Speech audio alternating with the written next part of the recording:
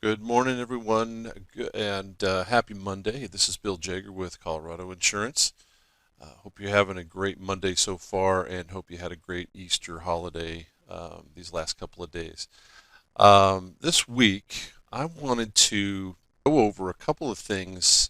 Had something come up last week that I thought might be of use to most of you, anyway, and just wanted to kind of show you um, what I see from time to time, and what I try to provide a lot of these accounts and a lot of these clients with as they go through assessing what is what's really how do they compare a certain insurance package to to another. When you start getting into multiple cars and larger homes and lots of different coverages, it's actually really confusing if you don't have it laid out right, and if you don't really understand what everybody's trying to tell you. So I wanted to go through a couple of things, and hopefully this will be of value to you. I'll make it fairly quick, but this is something that I got last week.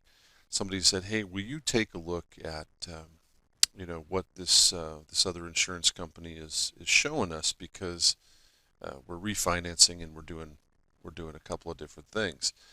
And lo and behold, the refinance company said, "Hey, you should take a look at a different insurance company." So they sent me the information, and then basically here's what the this is something like what the other insurance company provided to this client, and it was basically on letterhead, and this was all the detail that was there. So just for for comparison's sake and for detail's sake, I wanted to go a little further, but obviously this is all that I was given. So, but as I go through this, what I want you to kind of see is some of these details are pretty standard, um, but I want you to pay attention to right in here, 6-month premium instead of 12-month premium, which is how we usually operate. Um, they can tend to sneak in little details like that sometimes aren't really realized. So I just wanted to show everybody how this would play out. So in this screen, what I do is I will put essentially the proposed set of insurance items over here on the left, and I'll show them what they're either in right now or what we propose over here. And we would try to make everybody understand that you know every single line item um, may not be the best or the most might not show the cheapest price, but if you look at it overall, it's actually coming out way ahead. So with that in mind, um, right here again, remember that there was a 6-month quote, and if you take that out to 12 months, this is what you show. Their current autos, I think they've got a few autos, cars, trucks. It all adds up to this is what they're currently paying, and this is what the proposal is for their new insurance.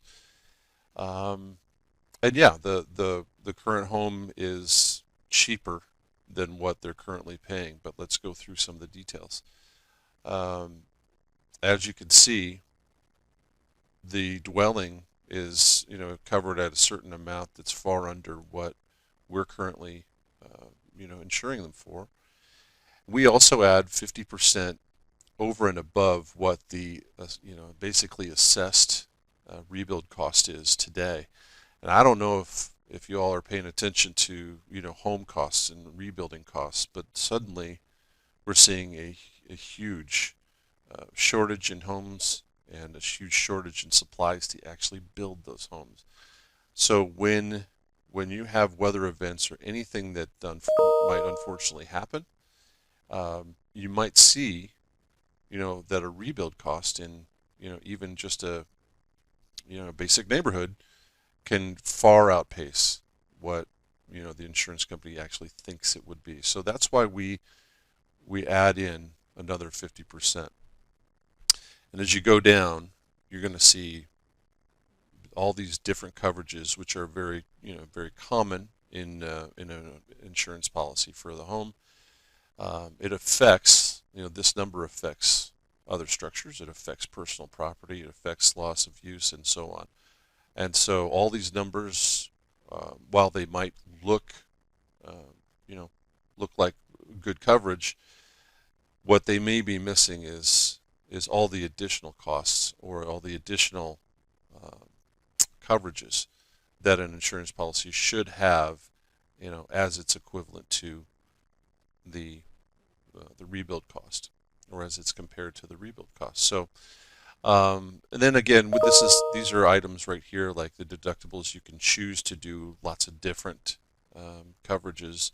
In this case, the client wants to have 1% deductible instead of, let's just say, $1,000 for all perils and 1% for the wind and hail.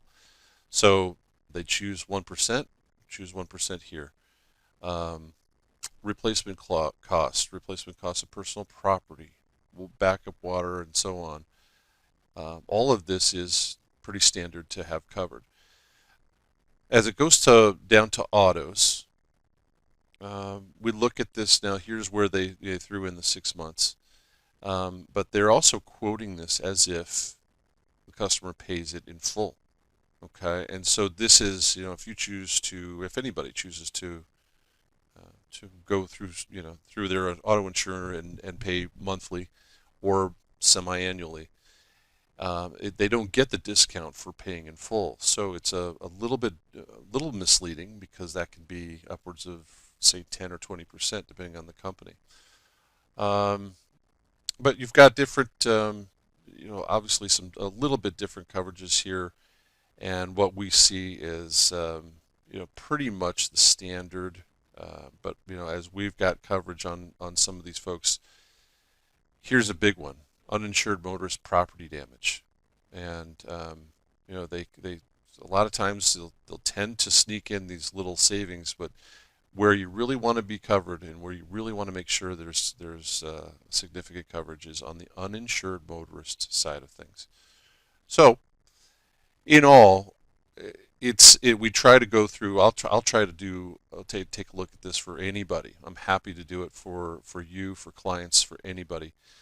But this is a pretty good example of how you can start to try and look at apples to apples, as they say, and really understand what you're getting for the price that you pay for insurance.